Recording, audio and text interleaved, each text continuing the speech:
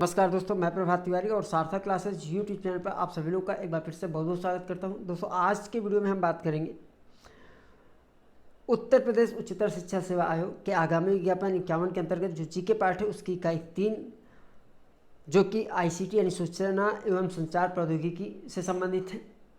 इस वीडियो में जो हमारे प्रीवियस ईयर के नोट्स हैं उनको हम कवर करने की कोशिश करेंगे, जो भी 1 से 2 वीडियो होंगे उसमें, और उसके बाद जो नेक्स्ट हमारा वीडियो होगा उसमें नए नोट्स को भी हम शामिल करेंगे, ऐसे फैक्ट्स को जो आपके एग्जाम की दृष्टि से इंपॉर्टेंट हो सकते हैं। दोस्तों, मेरा अनुभव ये कहता है कि जितने भी मैंने प्रश्न पत्र देखे यूपीएससी के आज तक, उसमें आईसीटी से 2 से 4 क्वेश्चन जरूर ही आपको मिलने वाले हैं। तो इस यूनिट के जितने भी वीडियो हैं उनको आप बहुत ध्यानपूर्वक देखिएगा, और सार्थक क्लासेस ऐप के माध्यम से जो टेस्ट असाइन किया जाता है उस टेस्ट में आप पार्टिसिपेट जरूर कीजिएगा। तो चलिए देखते हैं इसको। विज्ञापन 51 के अंतर्गत स्टार्ट कर लेते हैं आज का वीडियो। तो वीडियो स्टार्ट करने में सबसे पहले हम लोग देख लेते हैं कि आईसीटी वास्तव में है क्या। आईसीटी, जिसका तात्पर्य क्या होता है, किसी भी सूचना को संचार के माध्यम से अन्य लोगों तक प्रसारित करना। अब इस संचार के माध्यम क्या क्या हो सकते हैं, तो जैसा आप लोग जानते हैं कि जो भी मोबाइल है, रेडियो है, कंप्यूटर है, इंटरनेट है, ये सभी जो है संचार के माध्यम है। तो यानी इन संचार के माध्यम यानी मोबाइल, रेडियो, कंप्यूटर, इंटरनेट आदि की सहायता से किसी भी सूचना को अन्य लोगों तक शेयर करना ही हमारा आईसीटी यानी सूचना एवं संचार प्रौद्योगिकी कहलाता है, या इसे हम आईसीटी के नाम से जानते हैं। सूचना एवं संचार प्रौद्योगिकी जो है यानी आईसीटी, वो आईटी यानी सूचना प्रौद्योगिकी का ही पर्यायवाची है। इसलिए हम कह सकते हैं कि आईसीटी को अगर मैथमेटिकल रूप में प्रेजेंट करना चाहें तो that is equal to IT plus दूरसंचार, प्रसारण मीडिया, सभी प्रकार के ऑडियो और वीडियो का प्रेषण। तो इस तरीके से आईसीटी मिलकर बना होता है आईटी से और दूरभाष संचार प्रसारण संबंधित जो भी हमारे उपकरण हैं उनसे। सर्वप्रथम 1997 में डेनिस स्टीवेंसन द्वारा ब्रिटेन की सरकार को भेजी गई रिपोर्ट में आईसीटी शब्द का प्रयोग किया गया था, और वर्ष 2000 में ब्रिटेन के राष्ट्रीय पाठ्यक्रम संबंधी दस्तावेजों द्वारा इसे प्रचारित किया गया था। यानी सबसे पहले जो आईसीटी शब्द का प्रयोग किया गया था वो 1997 में ब्रिटेन सरकार में जो डेनिस स्टीवेंसन थे उन्होंने अपनी एक रिपोर्ट भेजी थी, उसमें इन्होंने आईसीटी शब्द का यूज़ किया था। बाद में इसके प्रचार के लिए जो ब्रिटेन का राष्ट्रीय पाठ्यक्रम संबंधी दस्तावेज थे उसमें भी आईसीटी टर्म का यूज़ किया गया था। इस तरीके से आईसीटी वर्ड जो है हमारे प्रचलन में आ गया था। अब जब भी हम सूचना एवं संचार प्रौद्योगिकी पढ़ते हैं तो इसके घटकों को जान लेना हमारे लिए बहुत आवश्यक होगा, यानी इसके क्या क्या कौन कौन से कंपोनेंट हैं इनको भी जानना हमारे लिए बहुत ज़रूरी है, क्योंकि आगे की जो हमारी रणनीति होगी इन कंपोनेंट को ध्यान में रख के ही होगी। यानी जो हमारी तैयारी होगी उनमें हमें इन कंपोनेंट का ध्यान रखना होगा। तो जो विभिन्न घटक हैं कौन कौन से, पहला तो कंप्यूटर हार्डवेयर प्रौद्योगिकी इसके अंतर्गत शामिल किया जाता है, दूसरा कंप्यूटर सॉफ्टवेयर प्रौद्योगिकी, तीसरा दूरसंचार और नेटवर्क प्रौद्योगिकी, और चौथा मानव संसाधन। तो अगर हम कंप्यूटर हार्डवेयर प्रौद्योगिकी की बात करें तो इसमें आपके माइक्रो कंप्यूटर, बड़े main frame computer, server, input output और जो संग्रहण युक्तियाँ यानी स्टोरेज डिवाइसेस, इन आदि सबको शामिल किया जाता है। जबकि कंप्यूटर सॉफ्टवेयर प्रौद्योगिकी के अंतर्गत जो भी सॉफ्टवेयर हैं, यानी प्रत्येक प्रकार के सॉफ्टवेयर, जो भी आपके ऑपरेटिंग सिस्टम है, वेब ब्राउज़र है, डाटाबेस प्रबंधन प्रणाली, इन सबको जो है कंप्यूटर सॉफ्टवेयर प्रौद्योगिकी के अंतर्गत शामिल किया जाता है। अब बात करेंगे दूरसंचार व नेटवर्क प्रौद्योगिकी के अंतर्गत किसको किसको शामिल किया जाता है। तो इसमें दूरसंचार के माध्यम जितने भी हैं, जो प्रोसेसर है, नेटवर्क सुरक्षा, क्रिप्टोग्राफी है, सूचना का कूटन आदि, इन सबको जो है दूरसंचार और नेटवर्क प्रौद्योगिकी के अंतर्गत शामिल किया जाता है। और ये सारी चीज़ें ऐसे तो काम नहीं करेंगी, इन सबके लिए मानव संसाधन की भी ज़रूरत पड़ेगी। तो जो भी तंत्र प्रशासक है, नेटवर्क प्रशासक है, ये सभी जो है मानव संसाधन के अंतर्गत आते हैं। यानी इन सबको यूज़ करने के लिए, इन सबको मैनेज करने के लिए, संचालित करने के लिए जिस भी संसाधन की ज़रूरत पड़ती है उसको हम मानव संसाधन के रूप में जानते हैं, यानी जो लोग इसमें लगे हुए इस कार्य में। सूचना में कैसे मिल सकती है, अध्ययन, शोध, खोज आदि से प्राप्त होती है। संचार के लिए हम उपयोग करते हैं इंटरनेट का, ईमेल का, वीडियो कॉन्फ्रेंसिंग का, चैटिंग ऐप का, और प्रौद्योगिकी के अंतर्गत जैसे कि आपकी टेलीफोन है, टीवी है, उपग्रह है, रेडियो है आदि। तो जब हम सूचना संचार प्रौद्योगिकी की बात करते हैं तो उसके अंतर्गत हम जो भी जानकारी हमें प्राप्त होती है अध्ययन, शोध, खोज से, ठीक है, और इसके अंतर्गत जो भी आपका internet, email, video conferencing, chatting app का हम यूज़ करते हैं, टेलीविज़न, टीवी, उपग्रह, रेडियो आदि का उपयोग करते हैं, तो ये सब जो है आईसीटी के ही घटक के अंतर्गत आते हैं। अब एक नज़र डाल लेते हैं आईसीटी से क्या लाभ और क्या हानियाँ हैं। तो आईसीटी के लाभ के अंतर्गत सूचना प्राप्त में कम समय लगता है, कम लागत पर सूचना प्राप्त होती है। जैसे मान लीजिए आपको पढ़ना है तो अब आप घर बैठे पढ़ सकते हैं। वीडियो अपलोड हुआ सार्थक क्लासेस से, आपने देखा, टेस्ट असाइन किया गया, आपने पार्टिसिपेट कर लिया। तो इस तरीके से समय की भी बचत होती है, सबसे ज़्यादा तो आपके समय की भी बचत होती है और पैसे की भी बचत होती है। ठीक है, ऑफलाइन स्टडी से कहीं सस्ता पड़ता है ऑनलाइन स्टडी करना, और ये काफ़ी सुविधाजनक भी होता है। आप अपने समय के अनुसार जब आप चाहें तब आप जो है अपनी सुविधा के अनुसार जो है अपनी तैयारी कर सकते हैं। और आईसीटी का यूज इसमें बहुत ही अधिक होता है, यानी आईसीटी का इम्पॉर्टेंट रोल है इसमें। सूचना प्राप्त में कम समय लगना, कम लागत पर सूचना प्राप्ति, पारदर्शिता को बढ़ावा, भ्रष्टाचार पर अंकुश, ग्लोबलाइजेशन को बढ़ावा, स्रोतों का प्रभावी उपयोग होता है इसमें, नई खोजों को भी बढ़ावा मिलता है, इलेक्ट्रॉनिक ट्रेड यानी इलेक्ट्रॉनिक व्यापार को भी इससे बढ़ावा मिलता है, और सांस्कृतिक अंतर को कम करना भी आईसीटी से एक लाभ है। ये अब ये प्रश्न बनता है कि जो सांस्कृतिक अंतर उसको कम कैसे किया जा सकता है। देखिए, आप विभिन्न संस्कृतियों से के विषय में आसानी से जानकारी प्राप्त कर सकते हैं, या किसी भी सांस्कृतिक प्रोग्राम को जिससे आप अपरिचित हैं आईसीटी के माध्यम से खोज के उसमें आप पार्टिसिपेट कर सकते हैं, उसकी जानकारी आप प्राप्त कर सकते हैं, उसे देख सकते हैं। तो इस तरीके से जो सांस्कृतिक अंतर है उसको भी कम करने में आईसीटी का महत्वपूर्ण रोल है। और नई नौकरियों का भी सृजन होता है आईसीटी के द्वारा। अब ये तो देखिए यहाँ पर जैसे हमने बात की नई नौकरियों का सृजन, तो जब भी जैसे हमने अभी पीछे बात की थी मानव संसाधन की ज़रूरत पड़ती है, तो मानव संसाधन की जब ज़रूरत पड़ेगी तो स्वाभाविक सी बात है कि लोगों को जॉब भी मिलेगी, नई नई नौकरियाँ इसमें सृजित होंगी। ठीक है, अब आईसीटी से कुछ हानियाँ भी हैं। पहली बात यह है कि नौकरी जाने का भय रहता है। क्यों? यदि बदलती टेक्नोलॉजी के साथ स्वयं को अपडेट न किया जाए, यानी जो भी मानव संसाधन है अगर वो समय के साथ अपने बदलाव नहीं करते तो हो सकता है कि आने वाले समय में उनकी उपयोगिता समाप्त हो जाए और उन्हें अपनी नौकरी से हाथ धोना पड़े। तो इसलिए अपडेट रहना बहुत ज़रूरी है। सूचना या जानकारी की विश्वसनीयता पर भी संदेह है। देखिए, सेकेंडरी डेटा है, कुछ भी आप लोग देखते हैं ना आजकल कितने अफवाह फैल जाती है, कितनी तेज़ी से फैल जाती हैं।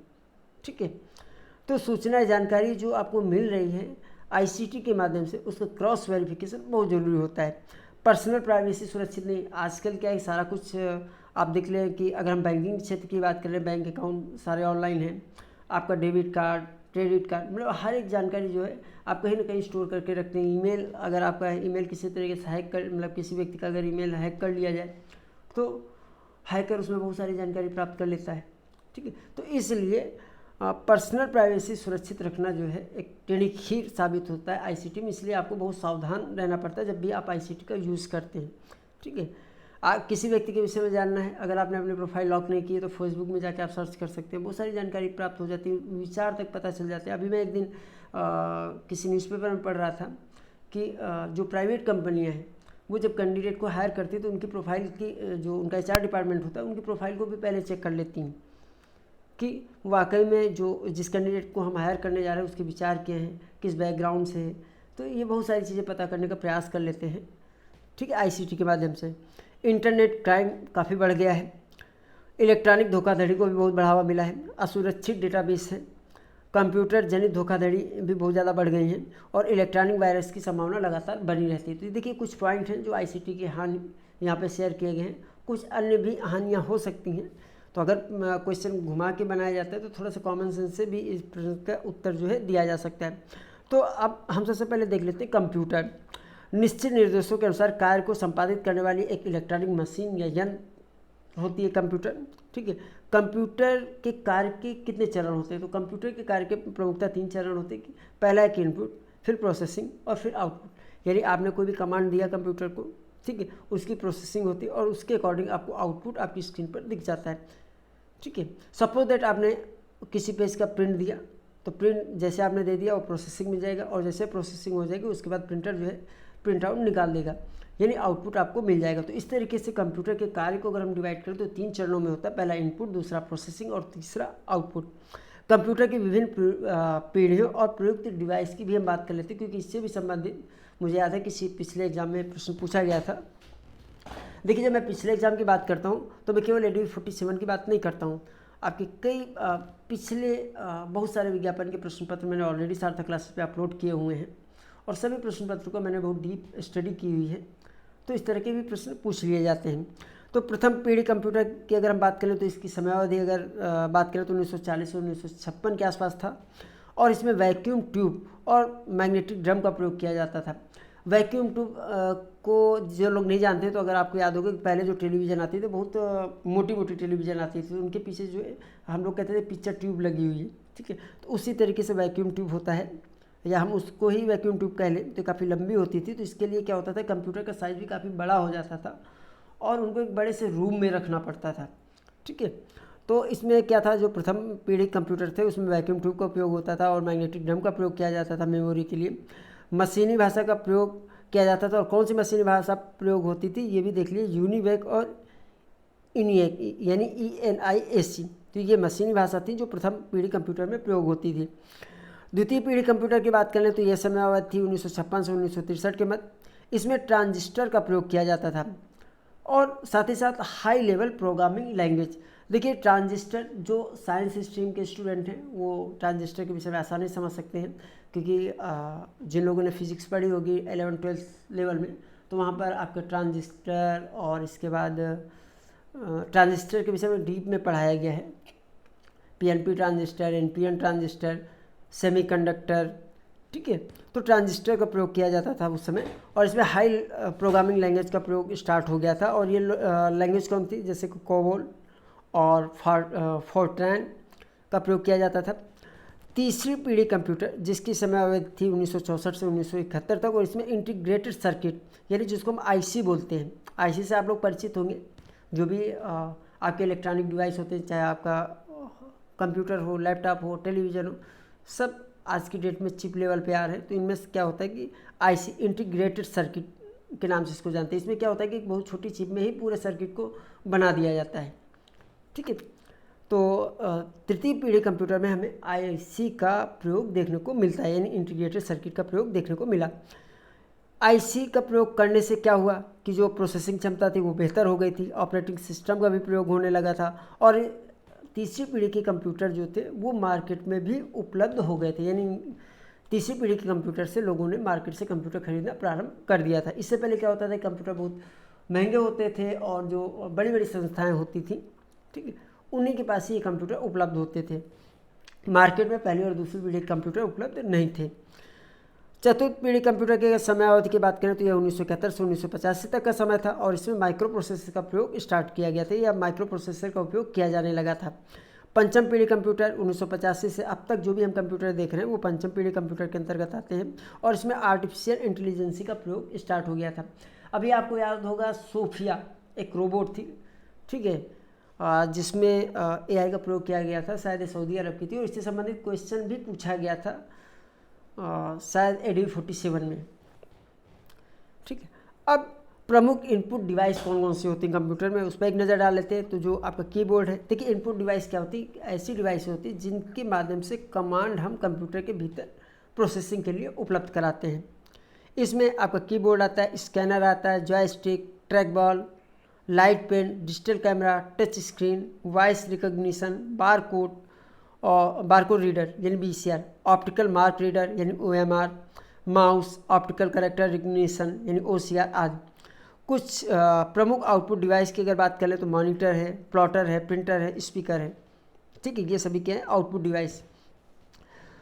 देखिए यहाँ पे जो अगर हम प्रिंटर की बात कर लें तो आजकल प्रिंटर और स्कैनर आपस में जुड़े हुए आ रहे हैं। तो जो स्कैनर होता है वो आपके इनपुट का काम करता है, और जो प्रिंटर होता है वो आपके आउटपुट का काम करता है। तो अगर कोई ऐसा प्रिंटर है जिसमें स्कैनर और प्रिंटर दोनों लगे हैं तो वो इनपुट और आउटपुट दोनों के तरीके से यूज होगा। जैसे आप ATM मशीन पे जाते हो तो आजकल क्या होता है कि टच स्क्रीन वाले वहाँ पे मॉनिटर लगे होते हैं। तो जो मॉनिटर होता है टच स्क्रीन, वो इनपुट और आउटपुट दोनों का काम करता है। तो अगर इस तरह कोई प्रश्न आता है तो आपको बहुत ध्यान से पढ़ना है कि ये किसकी बात की जा रही है। ऐसा तो नहीं कि टच स्क्रीन कंप्यूटर की बात हो रही है, ठीक है। अगर टच स्क्रीन कंप्यूटर की बात हो रही है तो वो इनपुट और आउटपुट दोनों का काम करेगा। अब माउस के अगर प्रकार की बात करें, देखिए माउस तो कई प्रकार के होते हैं, लेकिन मुख्यतः 3 प्रकार के माउस की बात की जाती है। पहला है कि यांत्रिक माउस, दूसरा प्रकाशीय माउस और तीसरा वायरलेस माउस। इस प्रकार से कंप्यूटर कीबोर्ड को भी मुख्यतः 4 भागों में विभक्त किया जा सकता है। पहला है कि फंक्शन की, लगभग 12 की होती है इसमें। अल्फ़ा न्यूमेरिक की और स्पेशल की। तो ये मुख्यतः 4 प्रकार की कीबोर्ड में बटनें होती हैं। अब हम मेमोरी की बात कर लें तो देखिए मेमोरी 2 तरीके की होगी, एक प्राथमिक मेमोरी और एक द्वितीयक मेमोरी। प्राथमिक मेमोरी को फिर से हम 2 बार में कैटेगराइज करते हैं, पहला कैश मेमोरी और दूसरा मुख्य मेमोरी। कैश मेमोरी की अगर हम उदाहरण की बात करें तो रजिस्टर एक उदाहरण है कैश मेमोरी का। मुख्य मेमोरी में अगर हम बात करें तो मुख्य मेमोरी पुनः 2 प्रकार की होती है, एक होती रोम यानी रीड ओनली मेमोरी और दूसरी जो है रैम यानी random access memory. ROM, P ROM, E P ROM और ई पी रोम ये 3 प्रकार हैं, जबकि रैम के एस रैम और डी रैम। इस तरह द्वितीयक मेमोरी की अगर बात करें तो ये प्रमुखतः 4 प्रकार से इसको डिवाइड किया गया है, HDD, FDD, DVD, pen drive. अब देखिए इनके फुल फॉर्म भी हम पहले देख लेते हैं, इसी पेज में बिल्कुल लास्ट में दिए हुए सारे।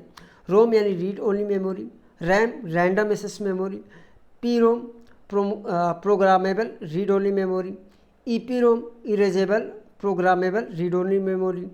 अब ई पी रोम यानी electrically erasable programmable read only memory, S RAM static random access memory, D RAM dynamic random access memory, HDD यानी हार्ड डिस्क ड्राइव और FDD फ्लॉपी डिस्क ड्राइव और DVD डिजिटल वर्सेटाइल डिस्क। तो ये full form यहाँ पे जो हमने use किया था टेबल में वो नीचे दिए हुए हैं। अब कंप्यूटर मेमोरी यूनिट ये भी काफ़ी इंपॉर्टेंट है, इसको ज़रूर आप याद कर लीजिएगा। एक बिट एक बाइनरी डिजिट होता है और 8 बिट्स को मिला के 1 बाइट बनता है। इस तरह 1024 byte equal to 1 kilobyte, 1024 kilobyte equal to 1 megabyte, 1024 megabyte equal to 1 GB यानी 1 गीगाबाइट, ठीक है। 1024 GB इक्वल टू 1 TB यानी 1 टेराबाइट।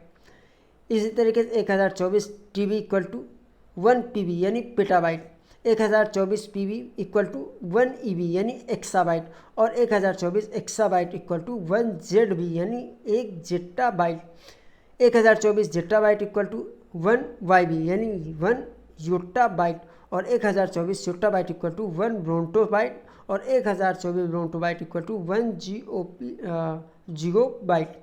तो ये मेमोरी जो कंप्यूटर मेमोरी यूनिट है उनके प्रकार है। इस टेबल को आपको याद करना पड़ेगा, आप इसको याद कर लीजिएगा। अब ऑपरेटिंग सिस्टम क्या होते हैं, तो ऑपरेटिंग सिस्टम के द्वारा कंप्यूटर की समस्त क्रियाओं का संचालन और नियंत्रण किया जाता है। और इस तरीके से हम कह सकते हैं कंप्यूटर की समस्त क्रियाओं को संचालित और नियंत्रित करने वाला सॉफ्टवेयर का समूह ही ऑपरेटिंग सिस्टम कहलाता है। कंप्यूटर के सॉफ्टवेयर और हार्डवेयर के रिसोर्स का प्रबंधन करना भी इसका काम होता है। ऑपरेटिंग सिस्टम के जो प्रमुख कार्य हैं उन पर अगर हम नज़र डाल लें तो क्या क्या है, मेमोरी का प्रबंधन करना, प्रोसेसर का प्रबंधन करना, यूज़र इंटरफेस, डिस्क प्रबंधन, नेटवर्किंग और सुरक्षा। तो ये सभी काम किसके ऑपरेटिंग सिस्टम के कार्य हैं। ऑपरेटिंग सिस्टम के अगर प्रमुख प्रकार की बात करें तो कितने प्रकार से कैटेगराइज किया गया है, तो सिंगल यूज़र ऑपरेटिंग सिस्टम हो सकता है, मल्टी यूज़र ऑपरेटिंग सिस्टम हो सकता है, बैच प्रोसेसिंग ऑपरेटिंग सिस्टम हो सकता है, इसके अतिरिक्त रियल टाइम ऑपरेटिंग सिस्टम और मल्टी प्रोसेसिंग ऑपरेटिंग सिस्टम। तो ये कुछ प्रमुख प्रकार हैं ऑपरेटिंग सिस्टम के। और अगर हम कुछ प्रमुख ऑपरेटिंग सिस्टम के नाम देखें तो ये हैं जैसे MS-DOS, Symbian OS, iOS, Android OS और इसके बाद Android KitKat, window OS, Mac OS, Linux OS, Ubuntu, pen point, iPhone OS और graphene OS, Android jelly bean. तो ये कुछ प्रकार है, और भी प्रकार हो सकते हैं, ठीक है। तो ये आज हम लोगों ने देखी कहाँ तक हम लोगों ने बात कर ली, इसमें हमने पेज नंबर 59 तक बात कर ली है हमारे पास जो नोट्स है, ठीक है। इसके आगे का पार्ट जो है हम अगले वीडियो में अपलोड करेंगे। तब तक के लिए इस वीडियो को कम से कम आप 2 बार जरूर देख लीजिएगा, ठीक है। काफ़ी लंबी PDF है ये, तो इसके अभी कई और पार्ट भी आएंगे। तो आज के वीडियो में इतना ही रखेंगे, ठीक है। हम आपसे फिर मिलते हैं अगले वीडियो में इसी के नेक्स्ट पार्ट में। तब तक के लिए नमस्कार।